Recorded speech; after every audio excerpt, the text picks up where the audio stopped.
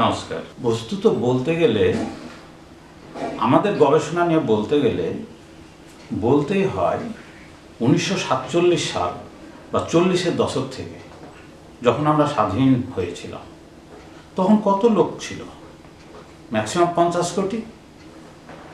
এই 50 কোটি লোককে আমরা দুবেলা খাওয়াতে পারতাম না, একবেলা খেয়ে থাকতো। অনেকে আবার খেতেই পেতেন না, দুদিনের পর খেতে পেতেন। কিন্তু আজকে 2024 লোকসংখ্যা কত গুণ বেড়ে গেছে? 3 গুণ 4 গুণ বেড়ে গেছে। খাবার কিন্তু এখন উদ্বৃত্ত। আমি দর্শকদের এটাই বলতে চাই, কৃষি বিজ্ঞানীরা এমন জিনিস চিন্তা ভাবনা করছেন, আপনারা খাবার নিয়ে চিন্তা করবেন না। এর প্রমাণও পেয়েছেন আপনারা। কয়েক বছর আগে ভয়ঙ্কর করোনা, কোনো কাজ নেই, কেউ বেরোতে পারে না, কোনো উপার্জন নেই, কিন্তু খাবার অভাব কি কেউ টের পেয়েছেন? টের পাননি। অতিরিক্ত খাবার, আমাদের খাবার এখন এক্সেস হয়ে গেছে। আমরা বিদেশে রপ্তানি করছি, আমরা প্ল্যান খুলে চলতে পারলে আরও রপ্তানি করতে পারবো। অর্থাৎ মানুষকে আমরা দুটো লক্ষ্য নিয়ে গবেষণা করি।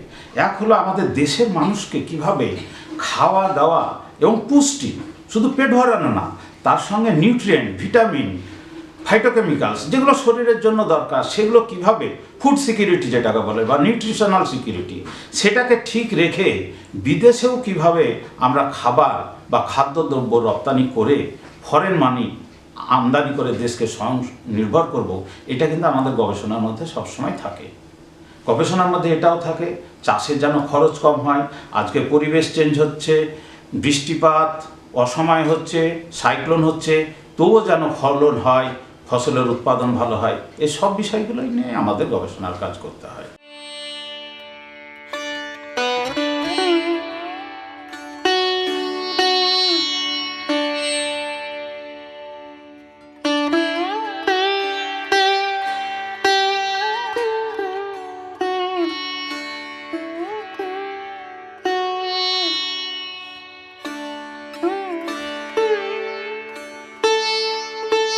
কৃষি গবেষণা একটা আকাশ ছোঁয়া ব্যাপার। আমরা যত দিন যাচ্ছে দেখতে পাচ্ছি নতুন নতুন ডেভেলপমেন্ট, নতুন নতুন আশা, নতুন নতুন বিজ্ঞানের আবিষ্কার।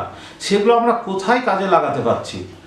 আমাদের যদি ধান উৎপাদন দেখি, ধান আমাদের দেশে 45 মিলিয়ন হেক্টর, মানে 450 লক্ষ হেক্টর জমিতে ধান হয়, আর আমরা পৃথিবীতে সেকেন্ড পজিশনে আছি।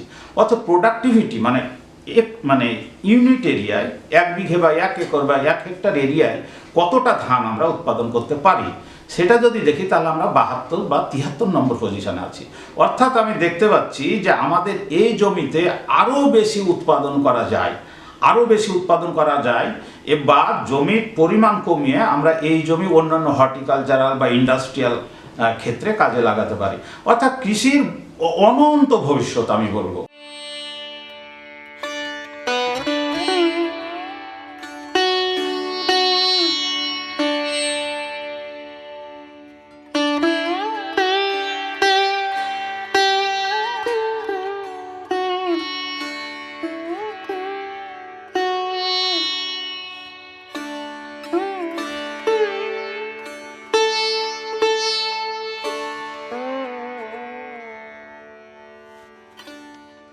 বাণিজ্যিকীকরণ এটা একটা বড় আলোচ্য বিষয়। আমি মনে করি যতটা হওয়া উচিত ছিল, যতটা আমাদের পোটেনশিয়াল আছে, সম্ভাবনা আছে, তার কিছুই হয়নি আমাদের দেশে। আমরা যেটা বলি যে ভ্যালু অ্যাডেড প্রোডাক্ট, আমরা চাল বিক্রি করছি কিন্তু চাল থেকে অন্য প্রোডাক্ট তৈরি করে বিক্রি করছি না। গম বিক্রি করছি কিন্তু গম থেকে বিস্কিট বানিয়ে বিক্রি করছি না। সেই জন্য বলবো যে এখানে আমাদের অনন্ত ভবিষ্যৎ আছে, এমপ্লয়মেন্টের সুযোগ আছে, আরও বেশি কর্পোরেটাইজেশন আছে, আরও বেশি ইনভেস্টমেন্ট আছে, আরও বেশি ইরিগেশন চ্যানেলের ব্যাপার আছে, আরও পটেটো ভিত্তিক শিল্প কারখানা, জুট ভিত্তিক শিল্প কারখানা, তারপরে টি ইন্ডাস্ট্রি, জুট ইন্ডাস্ট্রি, সমস্ত রকম ইন্ডাস্ট্রি, ফসল ভিত্তিক আর কি, ক্রপ ভিত্তিক এগ্রি ইন্ডাস্ট্রি যেটাকে বলি। এখানে কিন্তু আরও বেশি ইনভেস্টমেন্টের প্রয়োজন আছে, যাতে রুরাল ইউথরা, গ্রামের সাধারণ লোকেরা, যারা আমরা বলি যে 50 থেকে 60% লোক বসবাস করি, তাদেরকে যদি এমপ্লয়মেন্ট দিতে পারি, এমপ্লয়মেন্ট দেওয়ার অর্থ কি? তাদেরকে ইনকাম করার সুযোগ দিলাম। তারা যদি ইনকাম করে তবে আমাদের ইন্ডাস্ট্রিয়াল গ্রোথ হবে, সব কিছু হবে, আমাদের রেভিনিউ, গভর্নমেন্টের রেভিনিউ বেশি হবে, ট্যাক্স পেয়ারের সংখ্যা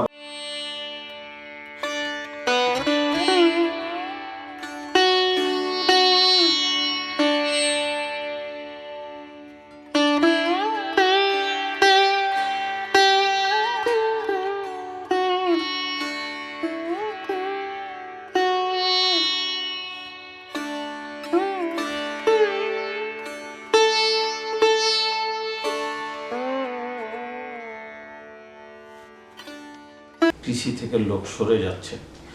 সরার কারণ হচ্ছে কৃষি এখনো পর্যন্ত ভালো ইনকাম দিতে পারে না, মানে প্রফিট আর্নিং নয়।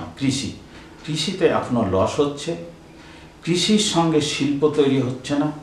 হোয়ারাজ আদার সেক্টরগুলো, যেখানে আপনার নির্মাণ sector, banking sector, education, health, এই সব সেক্টর ডেভেলপ করছে এবং ডেভেলপ করার সঙ্গে সঙ্গে ওইখানে লোক কিন্তু নিয়োজিত হচ্ছে এবং ওখানে দুটো সুবিধা আছে আদার দ্যান কৃষি সেক্টর।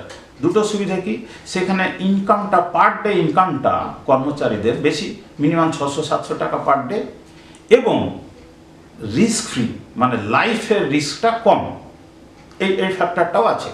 কৃষিতে আমাদের যদি ধরি 300-400 টাকা পার ডে এবং রিস্ক আছে, সর্পদংশন হতে পারে, বজ্রপাত হতে পারে, জোকে কামড়াতে পারে, আমার হাড় ভেঙে যেতে পারে, পড়ে যেতে পারি, অনেক কিছু হতে পারে। তো কৃষিটা হচ্ছে লো প্রফিট ওরিয়েন্টেড এবং রিস্কি জব, কিন্তু আদার সেক্টরগুলো সেই রকম নয়। সেই জন্য এখানে migration of intellectual, migration of force to other sector হয়ে যাচ্ছে। কৃষি কিন্তু বলতে গেলে তার মধ্যেও একটা নেগেটিভ দিক আছে, কৃষি কিন্তু শুকিয়ে যাচ্ছে আস্তে আস্তে।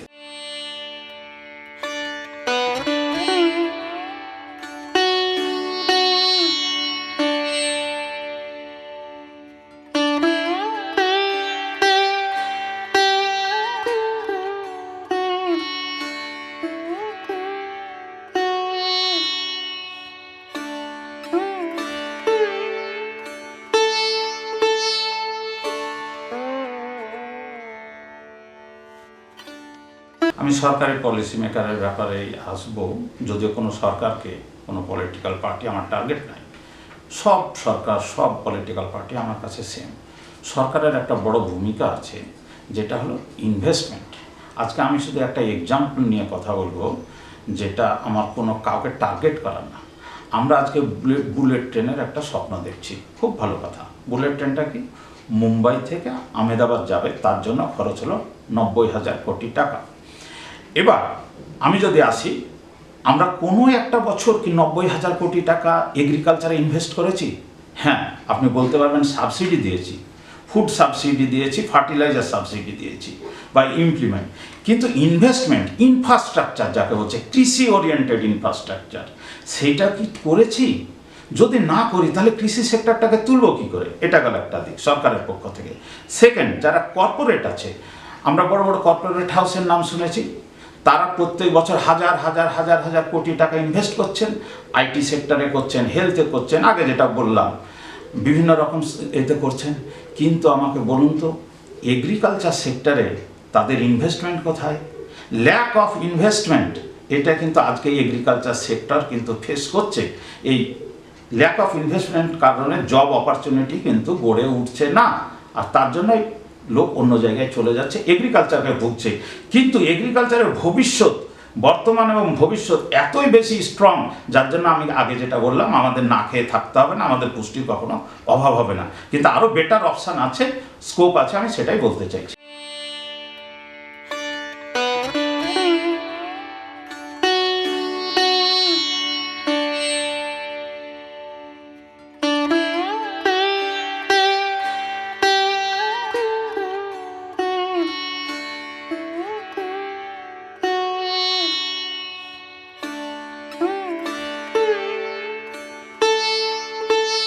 বিশেষজ্ঞদের কাছ থেকে যেটা শুনেছি, সেটা হলো গণবন্টন সিস্টেম। আমাদের গণবন্টন সিস্টেমের একটু অভাব আছে, বা খাদ্য সংরক্ষণ সিস্টেম, দ্রুত খাদ্য পৌঁছে দেওয়া, খাদ্যটাকে মজুত করা, খাদ্যটাকে 6 মাসের জন্য রাখা। যেমন আপনি খোঁজ নিলে জানবেন, আপনারা খুবই ভালো জানেন এগুলো, আপনারা সমাজ সংস্কৃতি সাধারণ লোকদের সঙ্গে মেশেন, আমাদের মেশার সুযোগটা শুধু চাষিদের নিয়ে। যখন রসুন উঠে তখন 10 টাকা কেজি রসুন থাকে, কোনো বছর বিক্রি হয় না। যখন পেঁয়াজ 5 টাকা কেজি, কোনো কোনো বছর আলু 6 টাকা কেজি, অথচ ওই পেঁয়াজ রসুনটা আমাদেরকে বা আদাটা অনেক দামে কিনতে হয়। তাহলে আমাদের পেঁয়াজ সংরক্ষণের ব্যবস্থা নেই, আমাদের কাছে আলু সংরক্ষণের ব্যবস্থা নেই।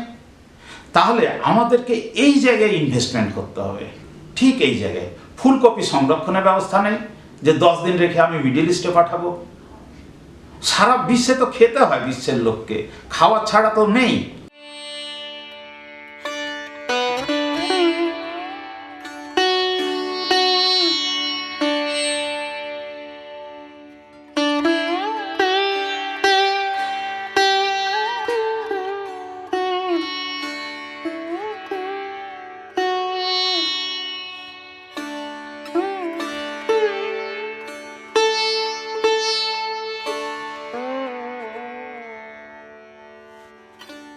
সংরক্ষণ মানে সেই তো ইনভেস্টমেন্টের কথাই আসছি, টাকা নিয়োগ করতে হবে, সংরক্ষণ করতে হবে।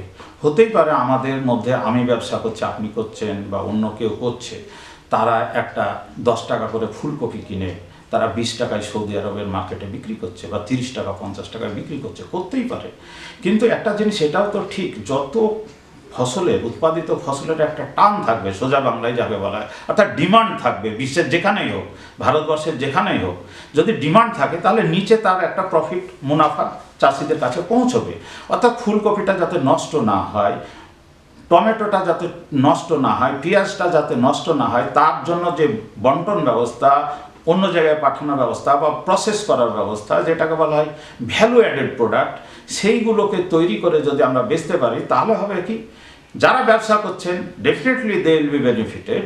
কিন্তু তার সঙ্গে সঙ্গে এটা সত্য যে চাষিরাও কিন্তু আস্তে আস্তে সেই বেনিফিটের একটা অংশ পাবে, এটা আমি মনে প্রাণে বিশ্বাস করি, কিন্তু কারণ আমি চাষি পরিবার থেকেই বড় হয়েছি।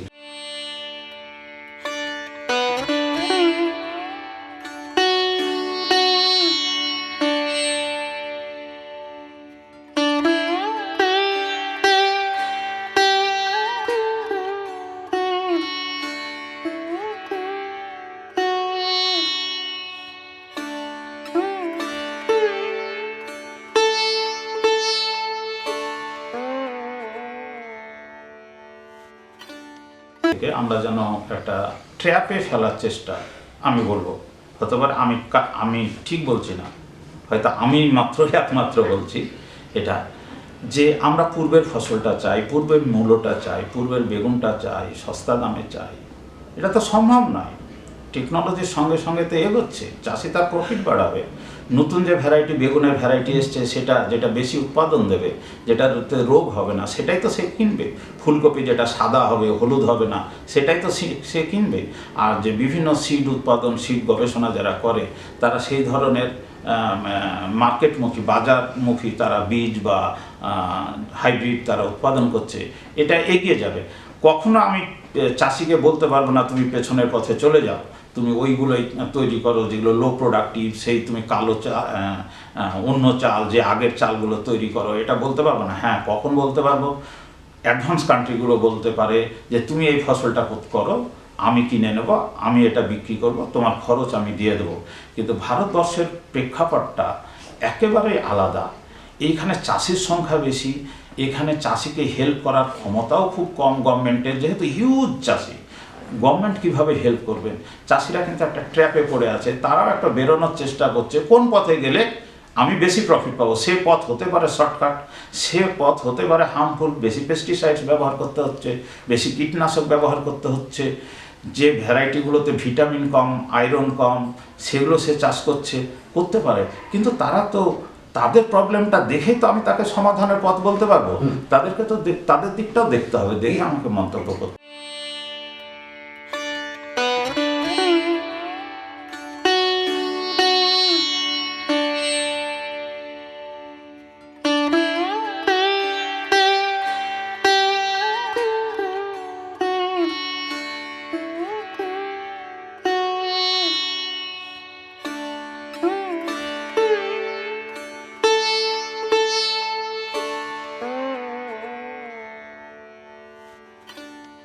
কর্পোরেটাইজ হওয়ার প্রথম লক্ষণই হলো সে এখানে বারাসাতে বা আমরা যেখানে আছি, সে একটা ইনভেস্ট করবে, 100 কোটি টাকা ইনভেস্ট করবে, তারপর সে চাষিদের কাছ থেকে প্রোডাক্ট কিনবে।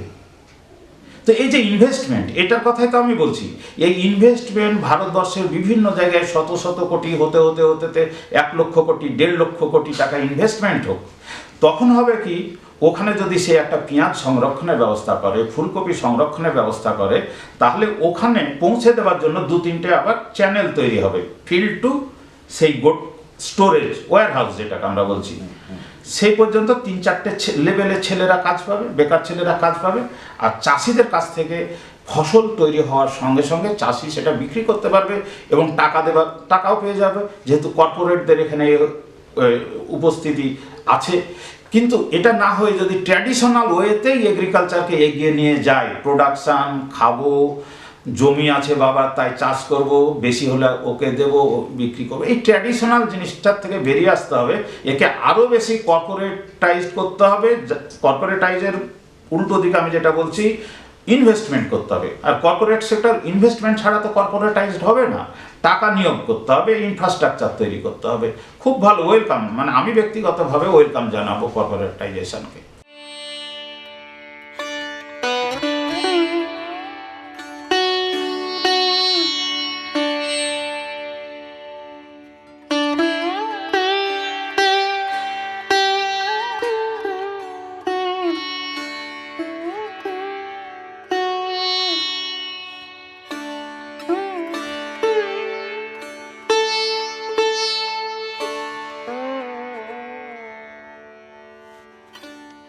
গবেষকদের গাফিলতি আমি খুব একটা লক্ষ্য করতে পারছি না এই মুহূর্তে। আর আপনার কথার ইয়েতেই আসি, এটাকে প্রফিটেবল একটা সেক্টর তৈরি করার ব্যাপারটা যেটা আপনি বারবার এমফাসাইজ করছেন। আপনি পাঞ্জাব হরিয়ানায় যান, সেখানে দেখা যাবে একজন চাষির দুজন ছেলে, একজন কিন্তু এগ্রিকালচারে আছে, সুন্দরভাবে আছে, একজন ইউএসএতে বা কানাডাতে আছে। এই যে এখানে আছে সে কিন্তু বিকেলের পর সে আর চাষি নেই, সে ভালো একটা ভালো গাড়ি নিয়ে সে ঘোরাফেরা করছে। ওখানে একটা অন্য রকমের মানে ফার্মিংটা অন্য লেভেলে পৌঁছে গেছে। আমাদের এখানেও যদি ফার্মিংটাকে অন্য লেভেলে নিয়ে যেতে পারি, লাভজনক হয়, তাহলে আমরা কিন্তু এই যে migration of forces, migration of labour আমরাকে রুখতে হবে। একটা পথ আছে, আমরাকে রুখতে হবে। অর্থাৎ চাষির ছেলেও যাতে চাষে ইন্টারেস্টেড হয় সেটা দেখতে হবে।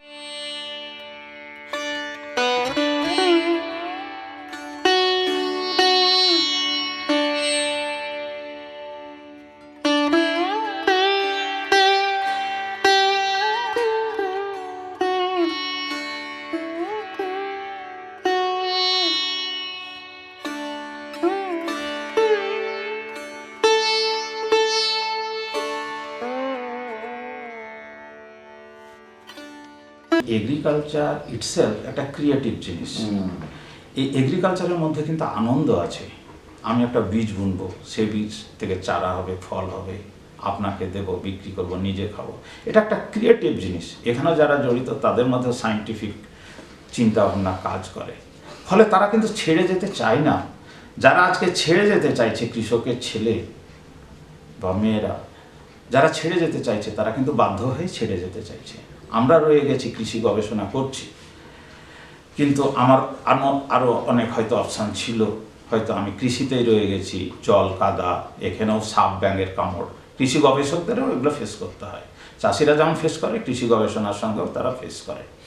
কিন্তু তাদের তাদের জীবন এটা উন্নত করার চেষ্টা করা, এটা বোধহয় সরকার এবং কর্পোরেট সেক্টর উভয়কে এগিয়ে আসতে হবে এবং ইনভেস্টমেন্টের মাধ্যমে সেটাকে বাড়িয়ে তুলতে হবে।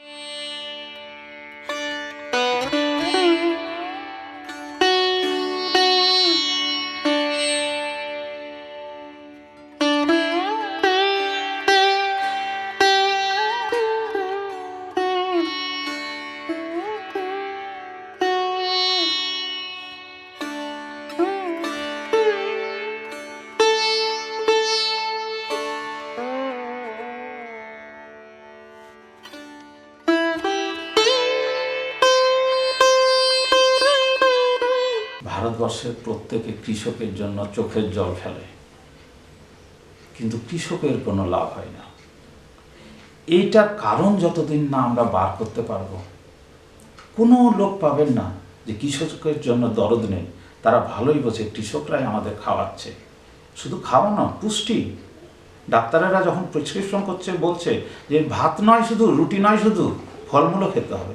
তার মানে সবাই জানে কৃষি এবং কৃষক ছাড়া আমরা বাঁচতে পারবো না, এবং তার জন্য চোখের জল আমরা সবাই ফেলছি, কিন্তু তাদের কোনো উপকার হচ্ছে না। সেই জন্য আমি সবাইকে, সভ্য সমাজ, পলিটিশিয়ান, এগ্রিকালচারাল অ্যাডমিনিস্ট্রেটর, সবাইকে বলবো যে এই যে একটা দ্বন্দ্ব, এই যে দ্বিমুখিতা আমরা দেখতে পাচ্ছি, কৃষকের জন্য ভাবছি কিছু করব, কিন্তু কৃষকের হ্যারাস কিছু করতে পারছি না, তাহলে দ্বন্দ্বটা কোথায়, বাধাটা কোথায়, লাল ফিতেটা কোথায়? এটা যদি আমরা সবাই একটু একটু করে চিন্তা করি এবং তার ফলশ্রুতি যদি এটাকে ইমপ্লিমেন্ট করার চেষ্টা করি, তাহলে বোধহয় কৃষি এবং কৃষককে আমরা সামনের দিকে একটু এগিয়ে নিয়ে যেতে পারবো। তবে আর একটা যোগ করবে এর সঙ্গে, কৃষি এবং কৃষককে এগিয়ে নিয়ে যাওয়াটা কিন্তু তাদের স্বার্থে শুধু নয়, এটা দেশের স্বার্থে, সমাজের স্বার্থে, পৃথিবীর স্বার্থে। কারণ কৃষির মাধ্যমেই আমরা অক্সিজেন পাই, কৃষির মাধ্যমে বাতাসের অতিরিক্ত যে কার্বন ডাইঅক্সাইড সেটা সালোক সংশ্লেষ পদ্ধতির মাধ্যমে কমে আসে, আর অক্সিজেন আমরা পাই, পরিবেশ, ক্লিন পরিবেশ আমরা পাই কৃষির মাধ্যমে। ফলে কৃষির যে উন্নতি তা গোটা সমাজের, গোটা দেশের, গোটা পৃথিবীর, গোটা ইউনিভার্সের একটা উন্নতির এখানে প্রতিচ্ছবি আছে। তাই আমাদেরকে কৃষির দিকে নজর দিতেই হবে।